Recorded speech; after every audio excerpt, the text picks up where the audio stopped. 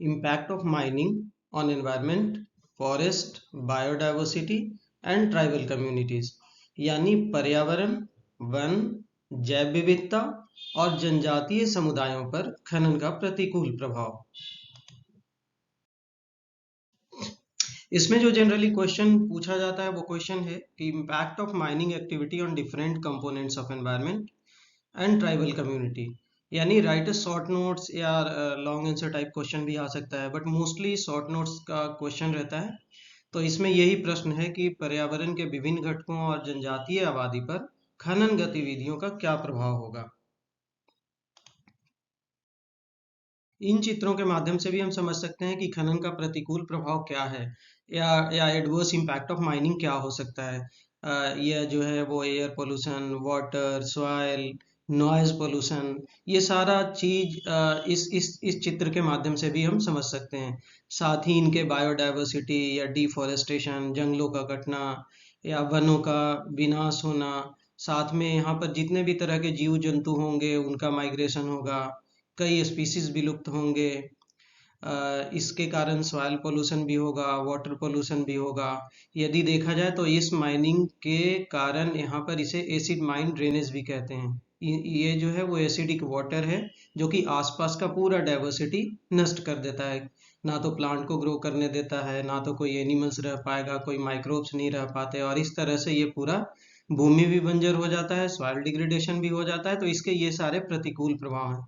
यदि देखा जाए माइग्रेशन के बारे में तो लार्ज स्केल ट्राइबल पीपल का माइग्रेशन होना शुरू हो जाता है, क्योंकि इनके पुनर्वास से संबंधित समस्याएं उत्पन्न होती हैं। तो mining industry is a major economic activity which contribute significantly to the economy of any country, यानी खनन उद्योग जो है वो एक प्रमुख आर्थिक गतिविधि है जो किसी भी देश की अर्थव्यवस्था में महत्वपूर्ण योगदान देता है। साथ ही प्रत्यक्ष और अप्रत्यक्ष खनन प्रथाओं के माध्यम से खनन के पर्यावरणीय प्रभाव स्थानीय, क्षेत्रीय या वैश्विक स्तर हो सकते हैं, यानी एनवायरनमेंट का इम्पैक्ट कोई जरूरी नहीं है कि सिर्फ वहीं हो, लोकली हो, इसके रीजनल और ग्लोबल इम्पैक्ट भी हो सकते हैं, डायरेक्ट या इनडायरेक्ट माइनिंग प्रैक्टिस का। यदि खनन के प्रतिकूल प्रभावों की बात करें या एडवर्स इम्पैक्ट ऑफ माइनिंग, तो उसमें है सॉइल इरोजन या मृदा अपरदन, डिफरेंट टाइप्स ऑफ पोल्यूशन जैसे वायु प्रदूषण या जल प्रदूषण, soil, ground water, noise pollution, या जैव विविधता का नुकसान और लॉस ऑफ बायोडाइवर्सिटी, वनों की कटाई या डिफोरेस्टेशन, या खनन प्रक्रियाओं से निकलने वाले रसायनों के द्वारा जो केमिकल्स निकल रहा है माइनिंग एक्टिविटी से, उसके कारण सॉइल कंटामिनेशन, भूजल और सतही जल का संदूषण।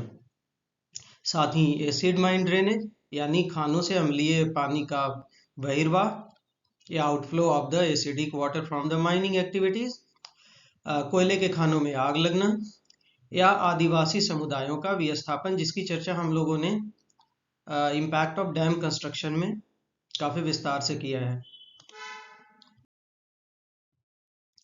माइनिंग एक्टिविटी के कारण हेल्थ रिलेटेड भी या स्वास्थ्य संबंधी भी कई तरह की समस्याएं होती हैं या कई बीमारियां हो जाती हैं, जिसमें जो एक इम्पॉर्टेंट है वो है सिलिकोसिस, यानी क्रिस्टलीय सिलिका धूल की बड़ी मात्रा में सांस लेने के कारण होने वाला फेफड़े का रोग है। ये फेफड़ों में ये रोग होगा जिसको सिलिकोसिस कहते हैं। ये है ब्लैक लंग डिजीज का एग्जाम्पल, यानी इसमें जो है वो लंग ब्लैक हो जाता है, खास करके उनके लिए ये उनको बीमारियां होती हैं जो कोयले के खानों में काम करते हैं या कोयले के माइनिंग में जो लगे रहते हैं। हियरिंग लॉस नॉइज पोल्यूशन के कारण या बड़े बड़े मशीनरियों के चलने से जो आवाज उत्पन्न होता है उसके कारण। कई तरह का स्किन डिजीज, उसमें कई तरह का मेटल कंटामिनेशन होता है, या कैंसर जैसी बीमारियां होती है। खनन के प्रतिकूल प्रभाव के ये सारे एग्जाम्पल हैं।